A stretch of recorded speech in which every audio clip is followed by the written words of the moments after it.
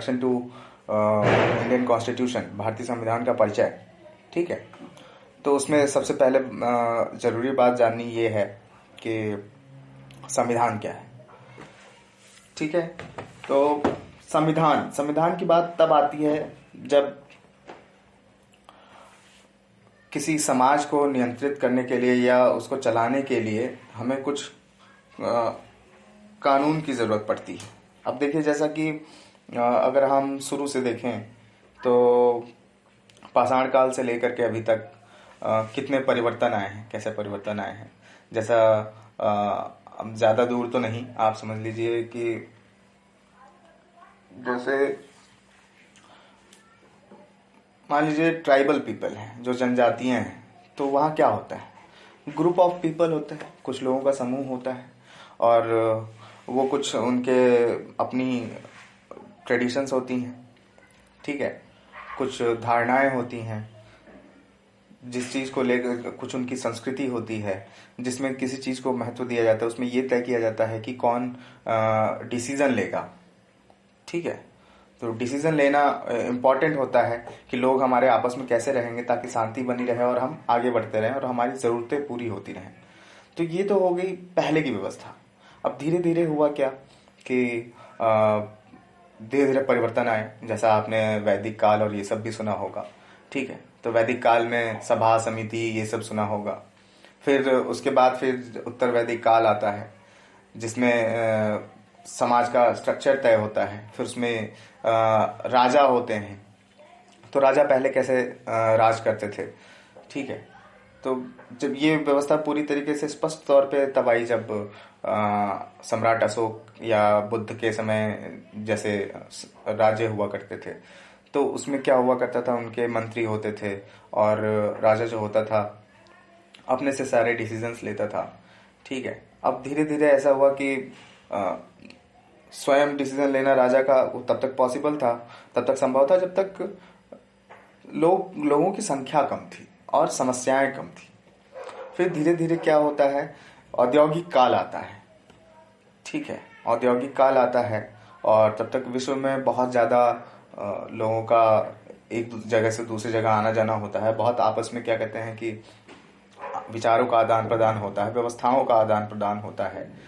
और जब औद्योगिक काल आता है तो उसी समय चीज़ें ऐसी होती हैं कि चीज़ें बड़े स्तर पे होने लगती हैं, एक बड़े स्केल पे होने लगती हैं।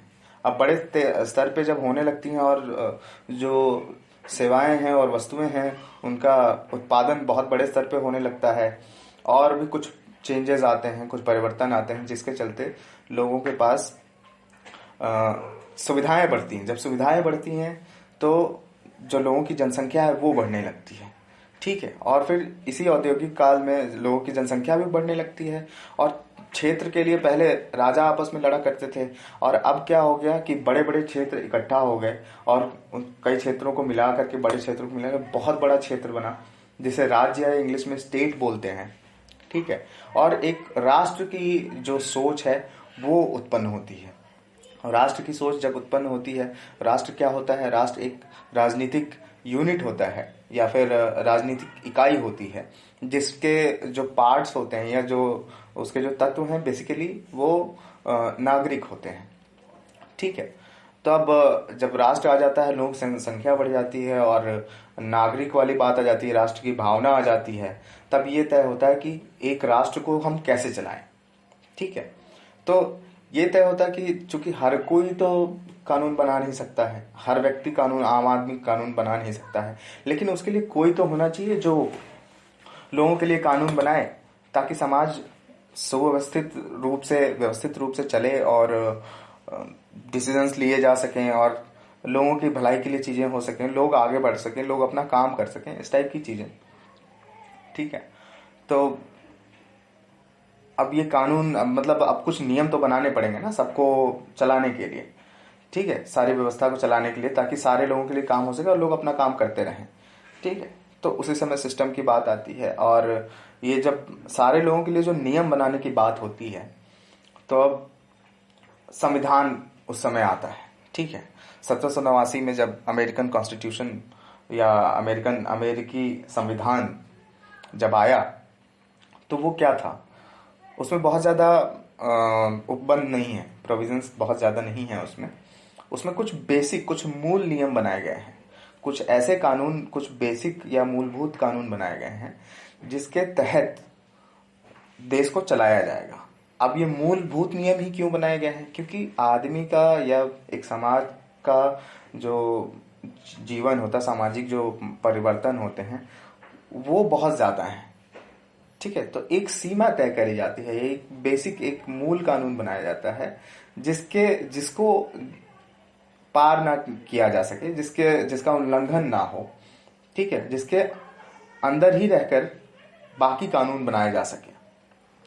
ठीक है, जैसे अभी आप करंट में बहुत ज्यादा आप न्यूज में सुनते होंगे, समाचार में सुनते होंगे, एकांतता का अधिकार, राइट टू प्राइवेसी। ठीक है, तो एकांतता का अधिकार क्या है कि हमारे एक व्यक्ति का एकांत जो है वो भंग नहीं होना चाहिए।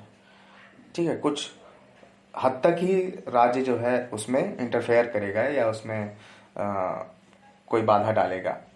ठीक है, या उस चीज को रेगुलेट करेगा, नियामन करेगा। ठीक है, तो आपका ये हो जाता है राइट टू प्राइवेसी। ठीक है, अब जैसा कि आप जानते हैं, समाचार पढ़ते होंगे, राइट टू प्राइवेसी एक फंडामेंटल राइट है, मूलाधिकार है। ठीक है, मूल अधिकार है। तो मूल अधिकार क्या है, ये हमारे संविधान का हिस्सा है। फंडामेंटल राइट आप सभी जानते होंगे, मूल अधिकार हो गया फंडामेंटल राइट। तो ये मूल अधिकार है क्योंकि संविधान का पार्ट है, और इस मूल अधिकार के खिलाफ हम नहीं जा सकते हैं। और भी बहुत सारी चीजें हैं इसमें, ये भी आता है कहाँ पे मूल अधिकार को किनारा करना है, कहाँ पे नहीं करना है। ठीक है, तो संविधान बेसिकली ये हो गया कि बेसिक कानून। ठीक है, तो मूल अधिकार तो मैंने जैसे आपको बताया वो किसी नागरिक का मूल अधिकार हो गया। ठीक है, तो अधिकार के संबंध में ये कानून हो गया। इसी प्रकार से हमारे तंत्र की भी संरचना होगी कि मूलतः क्या हमारा तंत्र होगा, क्या व्यवस्था होगी जिसके तहत हमारा देश या राज्य, जैसा कि अभी मैंने थोड़ी देर पहले बताया, वो चलेगा। ठीक है, तो वो तंत्र जैसा हमारा लोकतंत्र है, लोक और तंत्र, जनता और जनता का सिस्टम। ठीक है, तब इसमें जब लोगों की संख्या बहुत ज्यादा है तो डायरेक्टली, स्पष्ट तौर पे तो कोई आ नहीं सकता है। संविधान की परिभाषा में मैंने आपको पहले ही बताया। तो हम क्या करते हैं, अपना प्रतिनिधि भेजते हैं। ठीक है, प्रतिनिधि कहाँ भेजते हैं, जो हमारा तंत्र है वो 3 हिस्सों में बटा हुआ है, लेजिस्लेटिव, एग्जीक्यूटिव और जुडिशरी।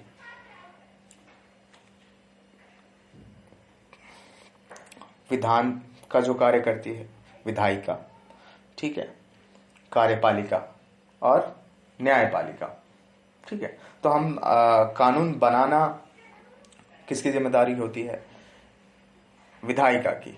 ठीक है, वहां पे हम अपना प्रतिनिधि चुन करके भेजते हैं, और ये प्रतिनिधि क्या करते हैं, हमारे लिए कानून बनाते हैं। किस तरीके से, हम अपनी समस्या बताते हैं, वो वहां पर जाते हैं, अपनी हमारी समस्या रखते हैं, वहां डिस्कशन होता है, विचार विमर्श होता है, और प्रोसीजर्स होते हैं उसके, अपना तरीका है किस तरीके से किसी बिल को पास कराया जाएगा। तो वो हमारे लिए कानून बनाते हैं। ठीक है, अब इसमें ये भी है कि ये तो हो गई कि भाई हमारे ऊपर हमारा जो इंटरेस्ट है वो कौन रखेगा। ठीक है, तो अब ये तो इंटरेस्ट रखने की बात हो गई। अब कानून बन गया तो उसे पालन करना है, उसको लागू करना है। तो लागू कौन कराता है, कार्यपालिका कराती है। और जो लोग, हमारे यहाँ ऐसी व्यवस्था है, जिन लोगों को हम अधिकार देते हैं कानून बनाने का, वही लोग हम पे कानून लागू करने का भी काम करते हैं, जो हमारे यहाँ प्रधानमंत्री और कैबिनेट और ये सारी चीजें हैं। ठीक है, और इसके बाद आती है न्यायपालिका। अगर कहीं कोई मतभेद है, कोई ऐसी चीज है जिसमें ये तय करना मुश्किल हो रहा है कि कैसे ये मूलभूत ढांचे को डिस्टर्ब नहीं कर रहा है, ठीक है, जो हमारा मूल कानून है उसके खिलाफ नहीं जा रहा है, या इसमें क्या बाधा आ रही है, वो इसका निर्णय कौन लेता है, न्यायपालिका लेती है। ठीक है, तो मैं मूल बार बार कह रहा हूँ, एक और शब्द इसके लिए हम इस्तेमाल कर सकते हैं, आधार विधि। ठीक है, तो जैसा कि पुस्तक में भी है कि संविधान को हमारे तंत्र का एक आधार विधि कहा जा सकता है। ठीक है, जिसमें मूल सिद्धांत होते हैं और जिसके तर्ज पर बाकी सारी जो विधियां हैं, बाकी सारे जो कानून हैं और जो कार्यपालिका का कार्य है, ठीक है, उनको लागू करना और लाना। अब हर संविधान में ये होता है, जैसे अमेरिकन कॉन्स्टिट्यूशन में या जो अमेरिकी जो संविधान है उसमें वहाँ के लोगों ने बनाया, तो ऐसे ही हमारे लोगों ने भी बनाया। संविधान सभा का गठन हुआ और सारी चीज़ें हुई, हमारे लोगों ने भी बनाया। ठीक है, तो ये जो है, ये जो संविधान बनाने की प्रक्रिया है, इसमें लोगों के विचार हैं। और वो विचार कौन रखा था, किस लिए रखा था? हमारे ही अपने देश के लोगों ने अपने ही देश के लोगों के लिए रखा था। और दूसरा, ये तो हो गई संविधान की बात। ठीक है, जो दूसरी बात आती है वो ये है संवैधानिक विधि। ठीक है, विधि का मतलब लॉ, कानून, ये आप सभी जानते हैं। ठीक है, तो संवैधानिक विधि जो होती है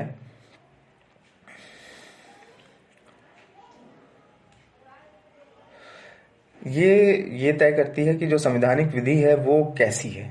ठीक है, और वो क्या है। जैसे कि जो संघ है या फेडरेशन है, उसके और उसकी इकाइयों के बीच जो हमारे राज्य हैं, जैसे इंडिया यूनियन है और उसके जो पार्ट हैं वो स्टेट्स हैं, जो राज्य हैं, तो इनके बीच में शक्तियां कैसे बांटी जाएंगी और ये कैसे तय करे जाएंगे। ठीक है, किन विषयों पर राज्य स्वतंत्र हैं, किन विषयों पर केंद्र स्वतंत्र है, किन विषयों पर इन्हें मिलकर के निर्णय लेना होगा। ठीक है, तो ये होती है संवैधानिक विधि। जैसे आप मान लीजिए कि अभी जैसे कल ही आया है, सुप्रीम कोर्ट का निर्णय आया है ईडब्ल्यूएस आरक्षण पर।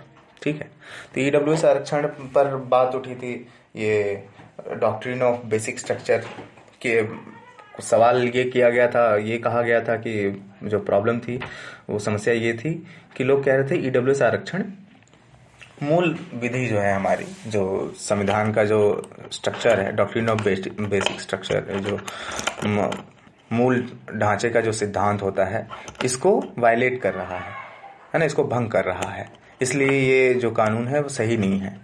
तो इस पे सुप्रीम कोर्ट ने अपना निर्णय लिया। ठीक है, उसने निर्णय किस सेंस में लिया?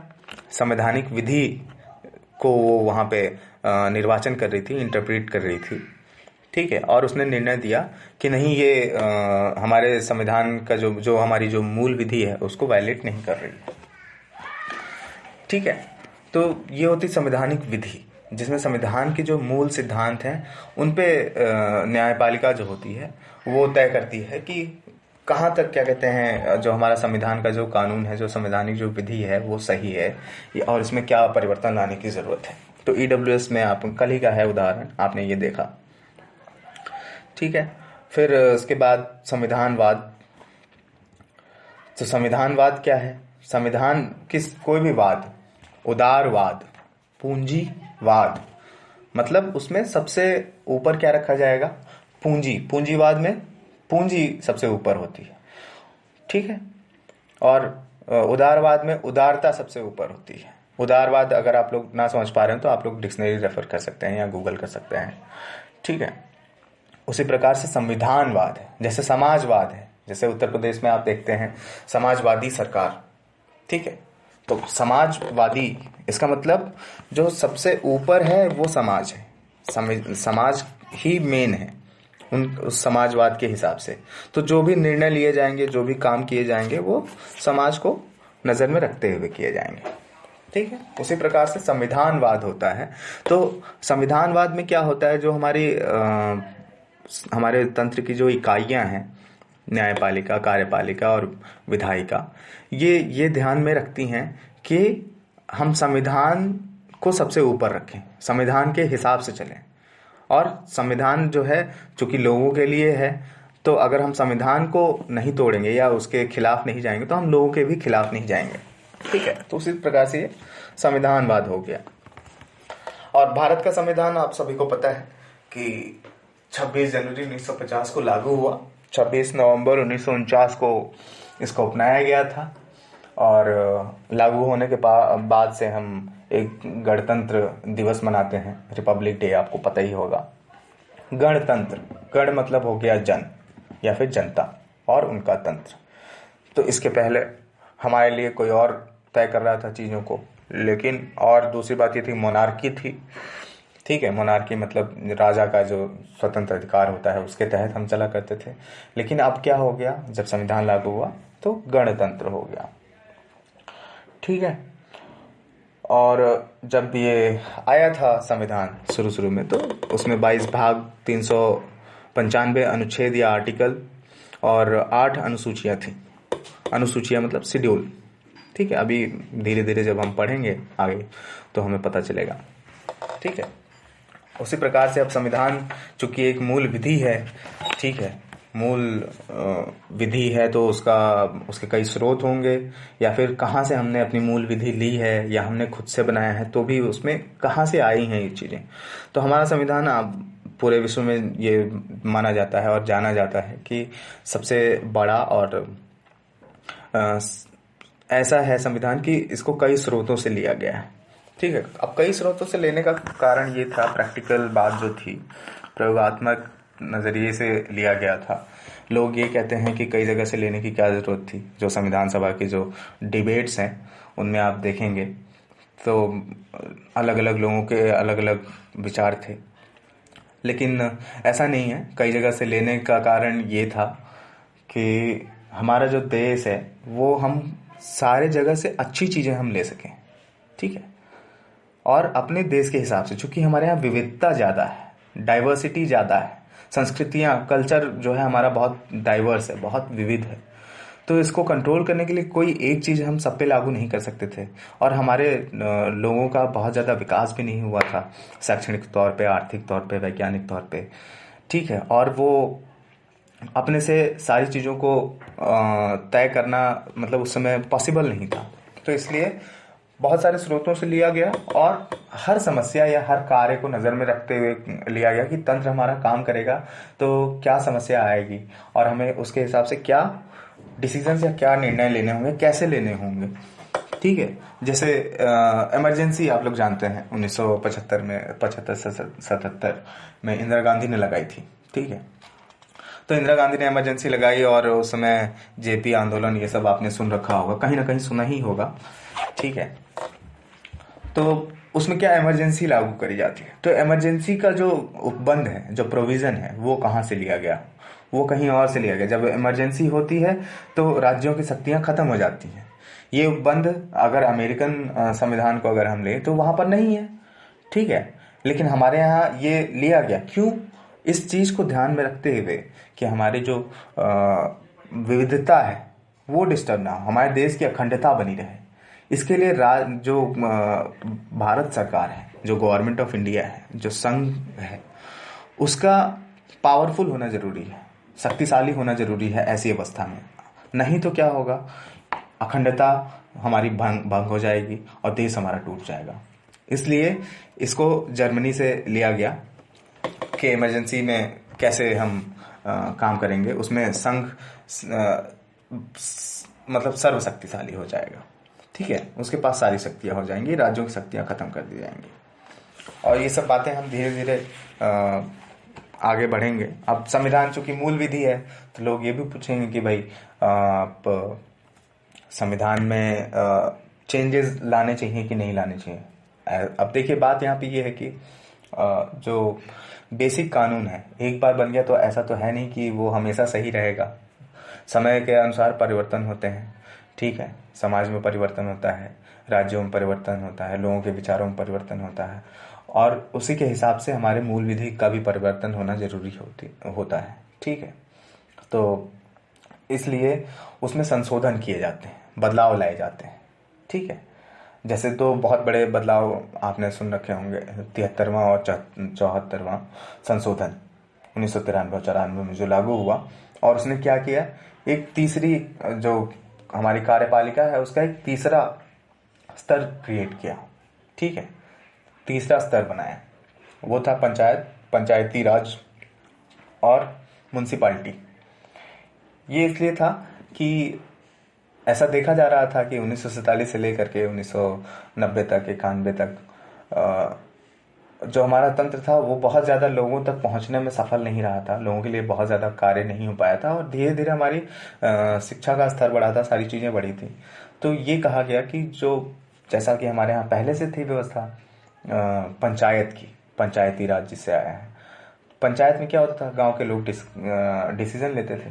तो उसी चीज़ को फिर से ये किया गया कि हमारे लोग अब इस लायक हैं और इस चीज़ की ज़रूरत है कि जो ऊपर से जो पॉलिसी बनाई जाती है, जो नीतियाँ बनाई जाती हैं, वो पूर्णतया तब लागू होंगी जब लोग भी उस नीति को बनाने में अपना योगदान देंगे और प्रशासन में भी योगदान देंगे। तो ये तीसरा जो स्तर है या तीसरा थर्ड टियर ऑफ गवर्नमेंट, ठीक है, इसको बनाया गया।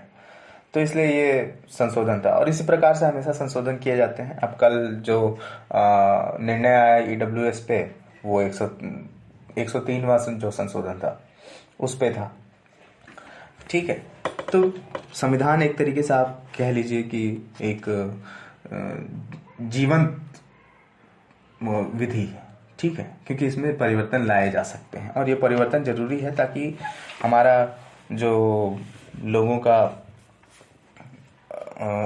के समाज में जो हमारे समाज में जो परिवर्तन आ रहे हैं वो उसके हिसाब से हम कानून बनाते चलें और हमारा समाज अच्छे से चले, हमारा देश अच्छे से चले। ठीक है, तो संशोधन एक बहुत बड़ी चीज़ होती है, इस पे हम पढ़ेंगे। आर्टिकल या अनुच्छेद 368 के तहत संविधान में संशोधन की बात कही गई है। और इसी प्रकार से संशोधन, अब आपने सबने न्यूज़ में ये भी सुना होगा, केसवा न्यूज़ में या गूगल में कहीं भी, जो भी आप लोग पढ़ते हैं या पहले अपनी कक्षाओं में भी पढ़ा होगा 11th-12th में। ठीक है, तो इंटरप्रिटेशन ऑफ द कॉन्स्टिट्यूशन, संविधान का निर्वचन। तो जब कोई दुविधा उत्पन्न होती है, जब कोई चीज़ क्लियर नहीं होती है, तो उस केस में संविधान का निर्वचन करना होता है। और वो कौन करता है? सुप्रीम कोर्ट करती है, जो न्यायपालिका है। ठीक है, तो केशवानंद भारती बनाम केरल राज्य 1973, ये क्या कहते हैं कि बहुत बड़ा निर्णय था सुप्रीम कोर्ट का, जिसमें सुप्रीम कोर्ट ने संविधान का निर्वचन किया था, इंटरप्रिटेशन किया था। इंटरप्रिटेशन का मतलब या निर्वचन का मतलब ये हो गया कि उसको पढ़ के फिर से समझना, उसका सही मतलब निकालना प्रॉब्लम के अनुसार। ठीक है,